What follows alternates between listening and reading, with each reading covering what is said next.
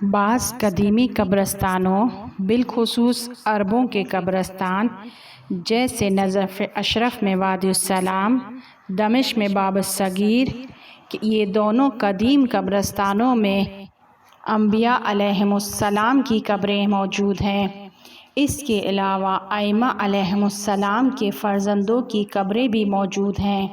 زمانہ قدیم میں عرب قبروں کو زمین سے 1 سے 1.5 میٹر اوپر کی جانب بناتے تھے، لیکن بعد میں کچھ وجوہات کی بنا پر اس 1 سے 1.5 میٹر کو کم کر کے قبر کی بلندی کو 30 یا 40 سینٹی میٹر تک اوپر بنایا جانے لگا۔ اور اب جب کہ زیادہ تر ممالک میں قبرستان حکومت کے دائرہ کار میں آ گئے ہیں، لہٰذا مردوں کو ایک خاص ترتیب کے ساتھ دفن کیا جاتا ہے اور ان کی قبر کو زمین سے مساوی رکھا جاتا ہے۔ لہٰذا وہ قبریں جو زمین سے 1 سے 1.5 میٹر اوپر کی جانب بنی ہوئی ہیں، ان کے اوپر پاؤں رکھنا یا ان کے اوپر چلنا ممکن نہیں ہے، لیکن وہ قبریں جو زمین سے 30 سے 40 سینٹی میٹر کی بلندی پر بنی ہوئی ہیں، یا وہ قبریں جو زمین سے مساوی ہیں کہ جس پر بیٹھنا، چلنا اور اس پر پاؤں رکھنا بہت آسان ہے اور لوگ بغیر توجہ کے آسانی سے اس کے اوپر سے عبور کر جاتے ہیں۔ لہٰذا وہ سوال جو ہمارے ذہنوں کو درگیر کرتا ہے وہ یہ ہے کہ کیا قبروں پر چلنا، قبروں پر پاؤں رکھنا یا قبر پر بیٹھنا، اس بارے میں ہمارا مذہب کیا کہتا ہے؟ اور جب ہم قبر پر چل رہے ہوتے ہیں یا ہمارا پاؤں قبر پر ہوتا ہے یا ہم قبر پر بیٹھ جاتے ہیں تو اس وقت مرنے والے پر، اس مردے پر کیا بیت رہا ہوتا ہے؟ ہمارے اس بیٹھنے اور چلنے سے کیا اسے اذیت ہوتی ہے یا کوئی فائدہ پہنچتا ہے؟ اور اس بارے میں مذہب تشیع میں کیا روایات بیان ہوئی ہیں؟ اسلام میں مسلمان کے مرنے کے بعد جب اسے قبر میں دفن کر دیا جاتا ہے تو وہ اس کی قبر کے احترام کرنے کا حکم دیتا ہے۔ اس سے معلوم ہوتا ہے کہ اسلام میں جس قدر زندہ شخص کا احترام ہے، اسی قدر مرنے کے بعد بھی وہ قابل احترام ہے، اور اسی طرح اس کی قبر کے احترام کی بھی سفارش کی گئی ہے۔ جیسا کہ بیان ہوا ہے کہ مردہ شخص کی ہڈیاں توڑنا زندہ شخص کی ہڈیاں توڑنے کی مانند ہے۔ اسلام مرنے کے بعد اس شخص کی اہمیت کا کس قدر قائل ہے کہ اس بات سے اندازہ لگایا جاتا ہے کہ جب کوئی مر جاتا ہے تو اس کے بارے میں تحقیر آمیز باتیں کرنے سے منع کیا گیا ہے، یا کہا گیا ہے کہ اس کو برائی سے یاد نہ کرو کیونکہ انہوں نے جو کام انجام دیے ہیں وہ اس کے ساتھ اپنی قبر میں اکیلے رہ گئے ہیں، وہ اکیلے اس کاموں کی سزا یا جزا کو برداشت کر رہے ہیں،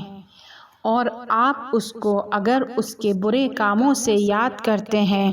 تو اس کا مطلب یہ ہے کہ آپ نے اسے معاف نہیں کیا، اور آپ کا معاف نہ کرنا اس کے عذاب کی زیادتی کا باعث ہے۔ لہٰذا اب جب کہ وہ تنہا رہ گیا ہے، اسے اس کے برے کاموں سے یاد نہ کیا جائے اور اسے معاف کر دیا جائے۔ جیسا کہ خداوند عالم فرماتا ہے، اگر کوئی کسی مردے کی تشییع جنازہ میں یہ کہہ دے، مثلا 40 افراد اگر یہ کہہ دیں کہ یہ شخص اچھا تھا تو میں اس کے تمام گناہوں کو بخش دوں گا سوائے حق الناس کے۔ خداوند عالم کہتا ہے کہ مجھے معلوم ہے کہ میرا یہ بندہ کیسا تھا، اس کے اعمال کیسے تھے، لیکن اس 40 لوگوں کی برکت سے میں اس کے تمام گناہوں کو بخشنے کے لیے تیار ہوں۔ لہٰذا وہ شخص جو زندہ تھا قابل احترام تھا اور اب مرنے کے بعد بھی قابل احترام ہے۔ لہٰذا سفارش کی گئی کہ ہفتے میں کم از کم 1 مرتبہ قبرستان کی زیارت کو جائیں، خاص طور پر والدین کی قبروں کی زیارت کو، والدین کی قبر کی زیارت آپ کی زندگی کی بہت ساری مشکلات کو جڑ سے ختم کر دیتا ہے۔ اس کے علاوہ آپ کی زندگی میں رزق و روزی کی بارش ہونا شروع ہو جاتی ہے۔ اب جب کہ مذہب میں اس قدر قبرستان میں جانے کی سفارش کی گئی ہے تو بعض اوقات ہمارا پاؤں قبر پر چلا جاتا ہے یا جگہ نہ ہونے کی بنا پر ہمیں قبروں کے اوپر سے گزرنا پڑتا ہے یا قبروں پر بیٹھنا پڑتا ہے، تو آیا شرعی لحاظ سے اس میں ممانعت ہے؟ شیعہ علماء اور فقہا اس بات پر معتقد ہیں کہ مومنین کی قبر کی نسبت بے احترامی، اسی طرح مومنین کے قبرستان کی بے احترامی یا وہاں پر کوڑا کرکٹ پھینکنا یا کوئی ایسی چیز پھینکنا کہ جو مومنین کی قبر کی توہین کی حیثیت رکھتی ہو،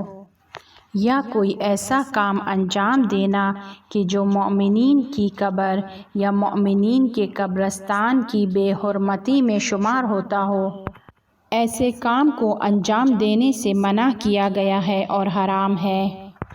اور اسی طرح مومنین کی قبر پر پاؤں رکھ کر چلنا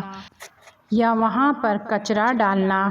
قبر اور قبرستان کی بے حرمتی میں شمار ہوتا ہو تو اس کام سے پرہیز کرنے کا حکم دیا گیا ہے۔ اس کا تعلق اس سے ہے کہ قبر جہاں پر واقع ہے اس علاقے میں یا اس منطقے میں لوگ اس کی اس حرکت کے بارے میں کیا رائے رکھتے ہیں، یا وہ خود شخص کی نیت اس کام سے کیا ہے۔ اگر کوئی قبر کی توہین کرنے کے لیے اس پر بیٹھے یا اس پر پاؤں رکھے یا اس پر چلے تو یہ کام حرام اور گناہ حساب ہوتا ہے۔ لیکن اگر اس کی نیت توہین کرنا نہیں ہے لیکن بعض وجوہات کی بنا پر، تشییع جنازے میں بہت زیادہ ہجوم ہونے کی بنا پر یا بعض مراسم کی بنا پر اس قدر افراد ہیں کہ اس کا قبر سے پاؤں ہٹا کر چلنا یا بچ کر چلنا ممکن نہیں ہے، تو اس کام میں کوئی اشکال نہیں ہے۔ یہ تمام نظریات جو بیان کیے گئے وہ آج کل کے دور کے لوگوں کے عقیدے کے مطابق اور علماء اور فقہا کے عقائد کے مطابق تھے۔ لیکن آئیے دیکھتے ہیں کہ روایات میں قبر پر پاؤں رکھنا، اس پر چلنا اور بیٹھنے کا کیا حکم ہے۔ کیا ہمارا مذہب ہمیں اس کام سے منع کرتا ہے یا اس کام کا حکم دیتا ہے؟ اور قبر پر پاؤں رکھنا اور چلنا مردے کے لیے باعث آزار ہے یا اسے فائدہ پہنچتا ہے؟ مرحوم صدوق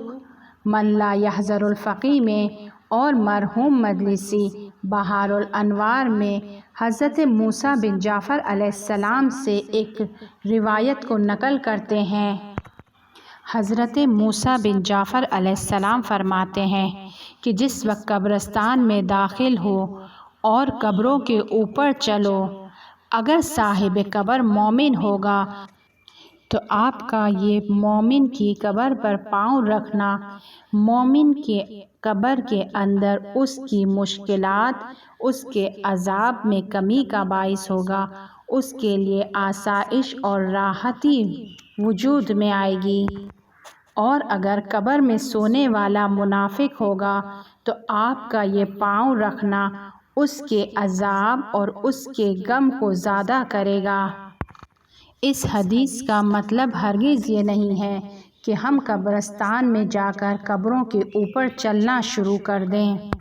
اس حدیث کو اس مقام پر بیان کیا گیا ہے کہ اگر انسان قبرستان جاتا ہے اور غفلت میں اس کا پاؤں قبر پر پڑ جاتا ہے تو اس کا مطلب یہ نہیں ہے کہ اس کے لیے باعث گناہ ہوگا،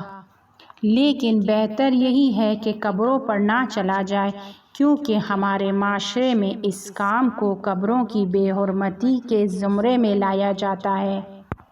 اگرچہ صاحب قبر مومن ہو۔ اس کے علاوہ بعض ممالک میں قبر کے اوپر تختی لگائی جاتی ہے اور اس پر نام لکھے جاتے ہیں۔ بعض دفعہ خدا کے نام یا کوئی آیت قرآنی یا احادیث کو نقش کیا جاتا ہے،